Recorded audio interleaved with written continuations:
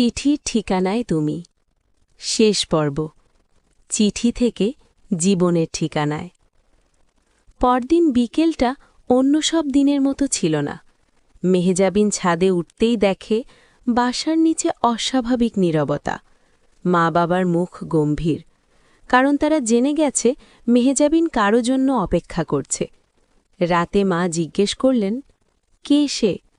মেহজাবিন প্রথমবার সাহস করে বলল, পাশের বাসার আরাফ। পরদিন আরাফের বাসায় ডাকা হলো। আরাফ এলো। শান্ত, ভদ্র, সম্মান নিয়ে কথা বলল। সে সব খুলে বলল, চিঠির কথা, প্রথম দেখা, ধীরে ধীরে কাছে আসা।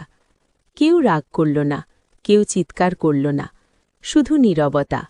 কারণ তাদের ভালোবাসার শুরুটা ছিল অদ্ভুত, কিন্তু ভেতরটা ছিল পরিষ্কার। কিছুদিন কথাবার্তার পর দুই পরিবারই রাজি হল। মেহজাবিন একদিন ছাদে দাঁড়িয়ে ভাবছিল, এই ছাদেই সব শুরু। হঠাৎ আরাফ পাশে এসে দাঁড়াল, তার হাতে একটা খাম।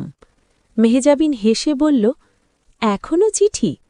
আরাফ বলল, শেষ চিঠি। মেহজাবিন খুলে পড়ল, প্রথম চিঠিতে লিখেছিলাম, তুমি আমাকে চেনো না, কিন্তু আমি তোমাকে চিনি।